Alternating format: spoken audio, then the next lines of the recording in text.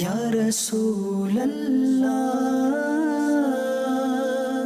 یا حبیب اللہ یا رسول اللہ۔ ہماری گفتگو کا سلسلہ کتاب الصوم کے تحت بخاری شریف سے مختلف عنوانات کے تحت جاری و ساری ہے۔ آج کا عنوان ہے باب متی یقضی قضاء رمضان۔ سفر کی وجہ سے یا بیماری کی وجہ سے کسی کے روزے رہ گئے ہوں، آیا کہ ان کو وہ قضا کیسے کرے گا؟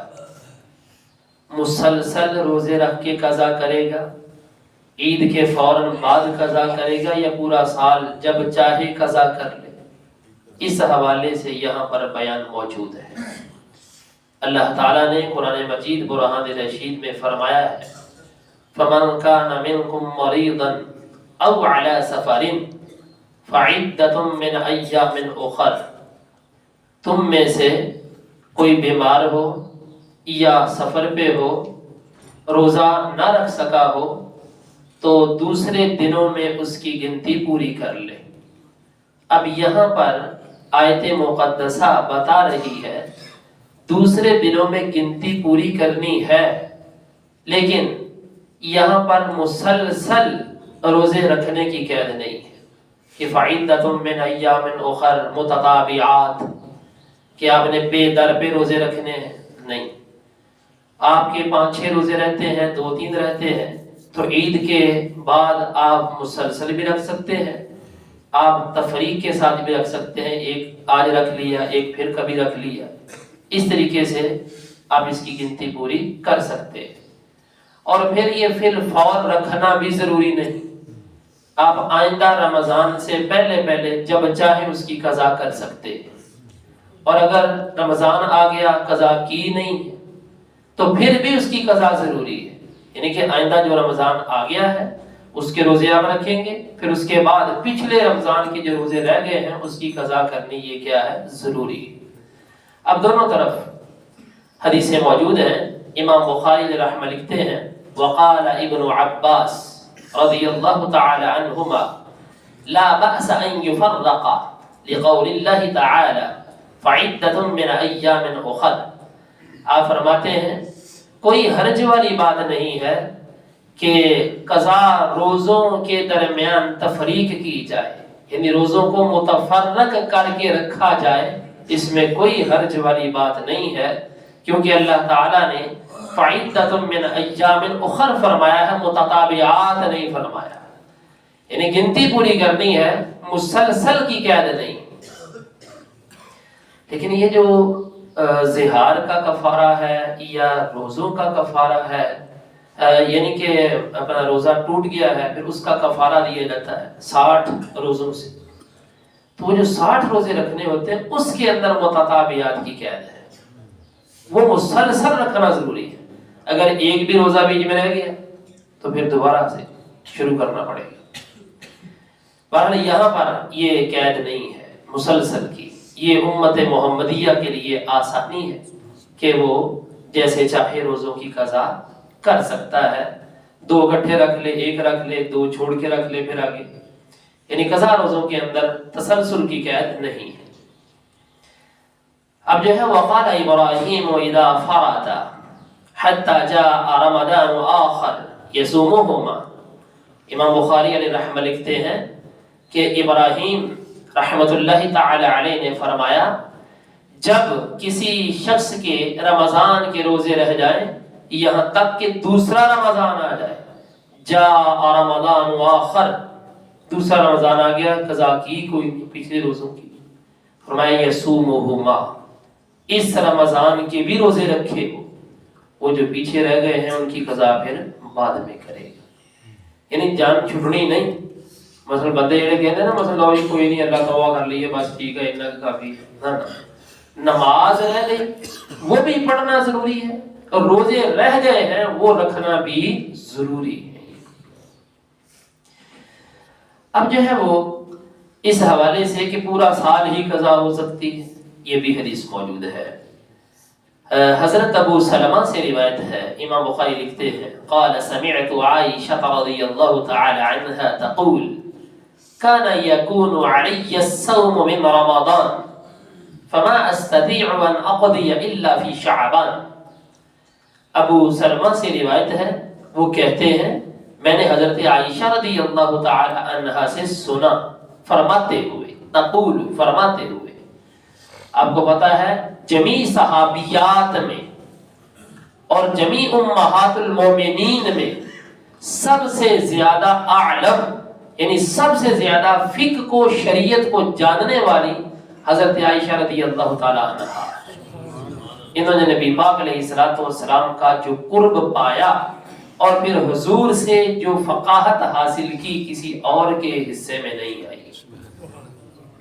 یہ کہتی ہیں کان یکون علی الصوم من رمضان، میرے اوپر پچھلے رمضان کے روزے ہوتے۔ آپ کو پتا ہے کہ خواتین کے واسطے مخصوص ایام میں روزے نہیں ہیں، وہ روزے نہیں رکھ سکتی۔ اگر روزے کی حالت میں ان کے اوپر وہ کیفیت طاری ہو جائے تو روزہ ان کا ختم ہو جاتا ہے۔ تو اب ان کو ان ایام کی دوسرے دنوں میں قضا کرنا ضروری ہوتا ہے۔ تو آپ فرماتی ہیں بشری تقاضوں کے پیش نظر میرے اوپر پچھلے رمضان کے روزے ہوتے تو میں فما استطيع ان اقضي، میں ان کو پورا کرنے کی استطاعت نہیں رکھتی تھی، الا فی شعبان، مگر شعبان میں ہی۔ کیوں؟ شعبان میں نبی پاک علیہ الصلوۃ والسلام کثرت سے روزے رکھا کرتے تھے، کثرت سے۔ جب سرکار کے روزے ہوتے کثرت سے تو آپ فرماتی کہ میں اس وقت روزے اپنے پچھلے جو رمضان کے رہتے تھے وہ قضا کر لیا کرتی تھی۔ وجہ کیا؟ خود قال یحییٰ حضرت ام عائشہ رضی اللہ عنہ کے قول کی وضاحت کرتے ہیں، وہ کہتے ہیں الشغل من النبی او بالنبی صلی اللہ علیہ وسلم۔ اس کی وجہ کیا تھی کہ آپ پورا سال قضا نہیں کر سکتی تھی۔ علامہ بدر الدین عینی رحمۃ اللہ تعالی نے بھی اس کی وجہ لکھی ہے، پہلے اس قول کی وضاحت سنیے۔ وہ کہتے ہیں الشغل من النبی، نبی پاک علیہ الصلوۃ والسلام کی مشغولیت کی وجہ سے یا آپ صلی اللہ علیہ وسلم کے سبب سے مشغول ہونے کی وجہ سے۔ مطلب یہ ہے کہ ام عائشہ رضی اللہ تعالی عنہا اور دیگر ازواج مطہرات نبی پاک علیہ الصلوۃ والتسلیم کے واسطے ہر وقت اپنے آپ کو تیار رکھتی تھی، ہر وقت، کہ نہ جانے نبی پاک علیہ الصلوۃ والتسلیم کو ہماری کس وقت ضرورت پڑے اور ہمارا روزہ ہو اور سرکار کو ضرورت ہو اور سرکار ہم سے نفع حاصل نہ کر سکے۔ اس وجہ سے شغل من النبی یا شغل بالنبی صلی اللہ علیہ وسلم، کہتے میں قضا نہیں کر سکتی تھی۔ تو جس وقت شعبان ہوتا سرکار کثرت سے روزے رکھا کرتے تھے تو ہم آسانی سے اس وقت قضا کر لیتی تھی، یہ وجہ ہے۔ اب جو ہے وہ یہاں پر ایک اور بھی مسئلہ ہے، علماء نے لکھا ہے اس بات کے اوپر اتفاق ہے، عورت نفلی روزہ اپنے خاوند کی اجازت کے بغیر نہیں رکھ سکتی، ٹھیک ہے؟ خاوند اجازت دے گا نفلی روزے کی تو پھر عورت رکھے گی روزہ۔ تو اس وجہ سے حضرت ام عائشہ رضی اللہ تعالی عنہ جو تھی وہ سارا سال قضا نہ کر سکتی تھی، صرف شعبان کے مہینے میں، کیونکہ سرکار کی یہ عادت کریمہ تھی کہ آپ کثرت سے روزے رکھا کرتے۔ کبھی کبھار تو ایسے ہوتا کہ شعبان کو سرکار رمضان کے ساتھ ملا دیا کرتے، کبھی تو ایسا بھی ہوتا تھا۔ بہرحال اس حدیث سے یہ بات واضح ہو جاتی ہے کہ رمضان کے جو روزے رہ جائیں ان کی قضا کا وقت پورا سال ہے، جب چاہے اس کی قضا ہو سکتی۔ ام عائشہ رضی اللہ عنہ کا فعل بتا رہا ہے۔ اب اس کے بعد امام بخاری رحمہ نے ایک عنوان قائم کیا ہے، باب الحائض تترک الصوم والصلاۃ، حائضہ عورت روزہ اور نماز ترک کر دے گی جس وقت اس کے اوپر یہ بشری کیفیت طاری ہوگی، وہ نہ نماز پڑھ سکتی ہے نہ روزہ رکھ سکتی ہے۔ روزے کی قضا ہے لیکن نمازوں کی کوئی قضا نہیں۔ وجہ کیا؟ یہاں پر وقال ابو الزناد، امام بخاری لکھتے ہیں ابو الزناد نے فرمایا ان السنن ووجوه الحق لتأتي كثيرا على خلاف الرأي فما يجد المسلمون بدا من اتباعها من ذلك ان الحائض تقضي الصيام ولا تقضي الصلاة. کہا کہ بکثرت سنتیں ایسی ہیں اور حق باتیں بہت ساری ایسی ہیں کہ جو خلاف رائے ہیں، خلاف عقل ہے، لیکن مسلمان کو ان کو اپنانا ضروری ہے، اس کے اوپر عمل کرنا ضروری ہے. بندے کی عقل میں آئے یا نہ آئے ان کے اوپر عمل کرنا ضروری ہے. کہا دیکھیے رمضان کی حالت میں روزہ رکھا ہوا ہے عورتوں نے، ان کے اوپر بشری کیفیات طاری ہو گئی ہیں، یعنی پیریڈ آ گئے ہیں ان کو، تو وہ روزہ جو ہے ان کا ختم. آپ جتنے دن وہ رہیں گے اس کی قضا بعد میں وہ کرے گی. نمازیں اس کو بالکل معاف ہیں، نمازوں کی قضا کوئی نہیں. اب نمازوں کی قضا کوئی نہیں، روزوں کی قضا ہے. کوئی بندہ کہے یہ کیا وجہ ہے، حالانکہ نماز بھی فرض اور روزہ بھی فرض، ایک ہی قضا ہے ایک ہی قضا نہیں. تو ہماری عقل میں آئے یا نہ آئے، من اتباعها، ہمارے اوپر شریعت کی اتباع ضروری ہے. علماء نے اس کی حکمتیں بیان کی ہیں. دراصل بات یہ ہے اگر عورت کے اوپر یہ نمازیں فرض کر دی جائیں، مطلب کہ عورت کے اوپر نمازوں کی قضا بھی ضروری ہے، پھر وہ گھر کے کام کاج کب کرے گی؟ ایک تو اس کے اوپر یہ کیفیت تاری، پھر بعد میں جس وقت یہ عذر دور ہوں گے تو دوبارہ پھر نمازیں پڑھتی رہے گی. لہذا روزے سال میں ایک دفعہ آتے تو اس کی قضا ہے، اور یہ جو نمازیں ہیں یہ تو سارا سال ہی رہتی، اس وجہ سے ان کی قضا نہیں ہے، تاکہ عورتوں کے اوپر حرج عظیم لازم نہ آئے. اس وجہ سے اب شریعت مطہرہ کی اگر ہم اس پہلو کو دیکھیں تو بہت ساری چیزیں ہماری عقل میں نہیں آتی، لیکن امر تعبدی ہے. امر تعبدی کا مطلب یہ حکم شرع. موٹی سی بات ہے، پیشاب کرتے ہیں تو اعضاء اربعہ کا دھونا پڑتا ہے، پیشاب تو کافی نکل جاتا ہے، تو صرف اور صرف ہم اپنے اعضاء اربعہ یعنی 4 اعضاء کو دھو لیتے ہیں، ہمارا وضو جو ہے پاک ہو جاتے ہیں. منی 3-4 قطرے نکلتے ہیں تو پورے جسم کو دھونا پڑتا ہے. عقل تو یہ کہتی ہے کہ پیشاب سے زیادہ نکلتا ہے تو یہاں نہانا چاہیے، اور منی تھوڑی نکلتی یہاں پر جو ہے وہ نہانا نہیں چاہیے. عقل تو یہ کہتی ہے، لیکن چونکہ ہماری شریعت نے ہمیں حکم ہی اس طریقے سے دیا ہے، وَإِن كُنتُمْ جُنُبًا فَاتَّطَهَّرُوا، اگر تم جنبی ہو جاؤ تو تمہیں پاکی حاصل کرنا خوب اچھے طریقے سے ضروری ہے. شریعت نے نہانے کا حکم دیا تو ہم نہائیں گے، شریعت نے اعضاء اربعہ کو دھونے کا حکم دیا تو ہم اعضاء اربعہ کو دھوئیں گے. لہذا ہماری سمجھ میں کوئی چیز آئے یا نہ آئے، شریعت کی پیروی ہمارے اوپر ضروری ہے. تو یہ وہ چیزیں ہیں جن کو ہمارے تعبدی کہا جاتا ہے. اب جو ہے وہ اس کے علاوہ امام بخاری رحمہ نے آگے جو عنوان قائم کیا ہے وہ یہ ہے کہ کسی کی طرف سے روزے رکھنا. یہ باقاعدہ ایک باب ہے. بندہ فوت ہو گیا، اس کے ذمے روزے تھے، تو آیا کہ اس کی طرف سے کو بندہ روزے رکھے یا پھر اس میت کی طرف سے روزوں کا فدیہ ادا کیا جائے. کیا ہے؟ 2 باتیں ذہن میں آپ لوگ رکھ لیجئے. عبادات 3 طرح کی ہیں. کتنی طرح کی ہیں؟ ایک ہے بدنی عبادت، نماز روزہ، یہ بدن سے ادا ہوتی ہے. اور ایک ایسی عبادت ہے جو مالی ہے، جس طرح زکوٰۃ ہے، صدقہ ہے، خیرات ہے. اچھا. اور ایک ایسی عبادت ہے جو دونوں کا مجموعہ ہے، اس طرح حج ہے، اس کے اندر مال بھی خرچ ہوتا ہے اور بدن کا بھی بیچ میں ہے. ایسا ہے کہ نہیں؟ جو خالصتاً بدنی عبادات ہیں اس کے اندر نیابت جائز نہیں ہے، یعنی کسی کی طرف سے ادا کرنا جائز نہیں ہے.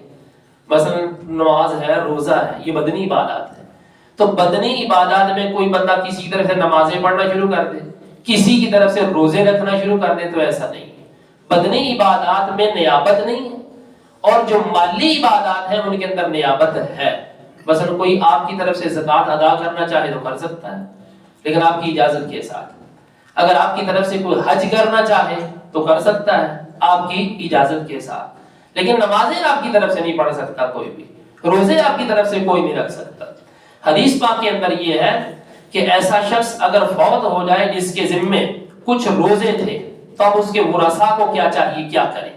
اگر تو وہ وصیت کر گیا تھا کہ میرے کچھ روزے رہندے جی، تہاڈی مہربانی ہے کوئی پیچھے کوئی حساب کتاب لا دیو، تو پھر اس کے مال کا حساب لگا کر تہائی مال سے صدقہ کیا جائے گا، فدیہ ادا کیا جائے گا۔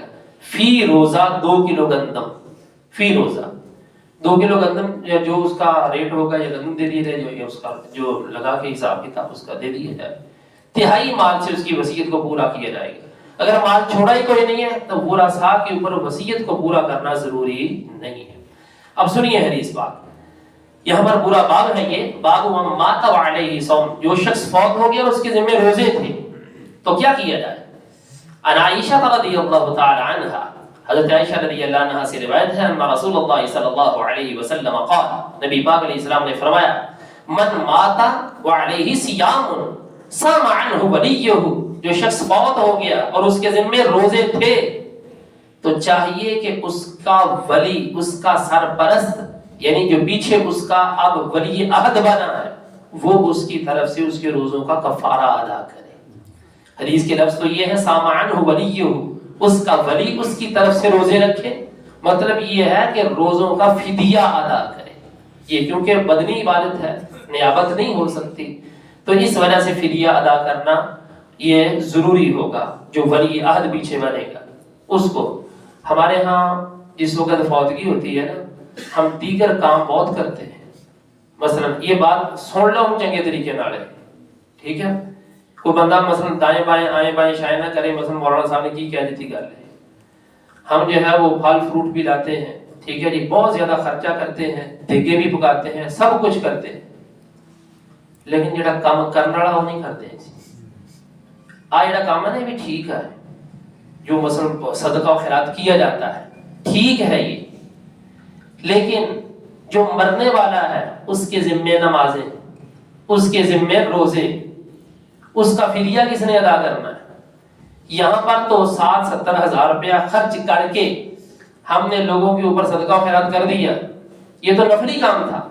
وہ جو ضروری تھا جس سے اس کی رہائی کروانی ہے، جو اس کے ذمے نمازیں تھیں، جو اس کے ذمے روزے تھے، وہ کس نے رکھنے ہیں؟ تو ہونا یہ چاہیے اس کام کے ساتھ ساتھ اس کام کو کریں، لیکن تھوڑا کریں۔ اب اس نیت سے کہ اس بندے کے روزے رہتے تھے تو ہم اپنے والد کی طرف سے، اپنی والدہ کی طرف سے، اگر اس نے روزے نہیں رکھ سکی تھی اپنے وقت میں، تو ہم اس کی طرف سے اتنا فدیہ ادا کریں۔ ایک روزے کا 2 کلو گندم ہوتی ہے، ایک نماز کی بھی 2 کلو گندم ہے، ٹھیک ہے، نمازوں کا بھی حساب اس طریقے سے اور روزوں کا بھی حساب اس طریقے سے، یہ ہماری شریعت نے ہمیں بتایا ہے۔